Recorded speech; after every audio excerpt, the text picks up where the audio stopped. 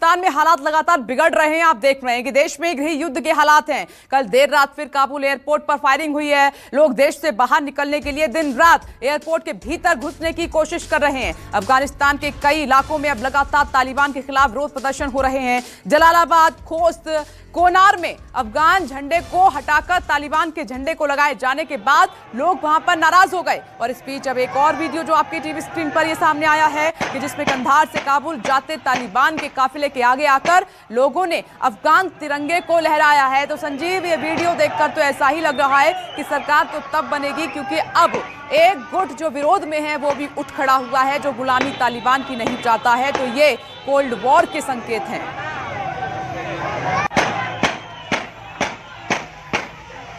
संजीव, कांधार से काबुल की यह सड़क जिस पर विरोध प्रदर्शन ये देखा जा रहा है, यही वो सड़क है जो भारत ने अफगानिस्तान के लिए बनाई थी। वहां जब राहत और रिलीफ के लिए बहुत से कार्य भारत के द्वारा किए गए हैं, उसमें ये कांधार से काबुल की सड़क है जहां लोग खड़े होकर के वो काफिला जो कांधार से काबुल की तरफ जा रहा है उसमें बैठे तालिबानियों का विरोध कर रहे हैं। आपने देखा होगा कि जब मुल्ला बरादर वापस कतर से 20 सालों बाद अफगानिस्तान पहुंचा तो वो काबुल में उसने लैंड नहीं किया, वो लैंड किया कंधार में। अभी भी वो कंधार में ही पड़ा हुआ है और ऐसा लगता है कि काबुल में माकूल माहौल नहीं है, वो रास्ता बहुत ज्यादा महफूज नहीं है। तो सब मिलाकर के ऐसा लगता है कि तालिबानियों के लिए हालात उतने माकूल नहीं है आज की तारीख में, जो शायद 20 साल पहले वो बहुत आसानी से और काबिज हो गए थे। आज की तारीख में विरोध का वातावरण है वहां पर, लेकिन हमारी अभी प्राथमिकता बहुत से देशों की है कि वहां फंसे लोगों को निकालना है। भारत भी इसके लिए तैयार है, लेकिन सवाल यही है कि वहां हालात जब तक शांत नहीं हो जाते हैं,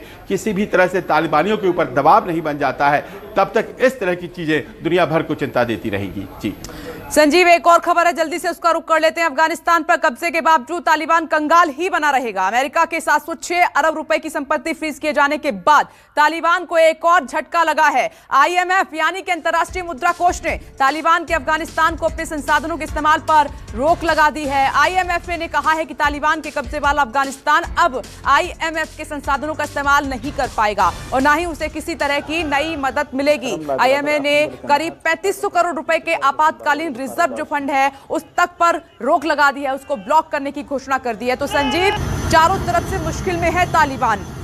फोर्सफुली सत्ता आपने ले ली, लेकिन इतना आसान नहीं होगा। जी हाँ, यही वो दबाव है जिसके बारे में मैं कह रहा था कि दबाव बनाने की जरूरत है तालिबान पर। लेकिन विपनेश, ये जो दबाव है ये आधा अधूरा ही होगा, क्योंकि आप जानती हैं कि तालिबान के पास आज की तारीख में चीन का समर्थन है। तो एक तरफ से अगर IMF के पैसे रोके जाएंगे या फिर दूसरे संसाधन उसका लाभ उन्हें नहीं लेने दिया जाएगा, तो एक और महाशक्ति है जो उसके समर्थन में खड़ी है। पाकिस्तान आज की तारीख में ही नहीं, पहले से ही फंड करता रहा है तालिबान को। तो पैसों की कमी तो हो सकती है, लेकिन पैसे आते रहेंगे। वो आप जानती हैं कि ओपियम ट्रेड यानी कि अफीम का नशा जो है वो पूरी दुनिया में फैलाता है तालिबान। तो जाहिर है उसके स्रोत तो खुले रहेंगे, लेकिन वो अपने कार्य कर पाएगा, लोगों को राहत नहीं पहुंचा पाएगा। और ऐसे कभी भी लोग जो हैं वो किसी देश को नहीं चला सकते हैं, उनके पास विजन नहीं होता है और जाहिर है अपने ही दबाव में तालिबान टूटेगा, ये भी तय है। बिल्कुल। और संजीव, इसी प्रेशर से बचने के लिए वो दिखाने की कोशिश कर रहा है कि हम सबको साथ लेकर चलना चाहते हैं। इधर नमस्कार, मैं हूं मानक गुप्ता।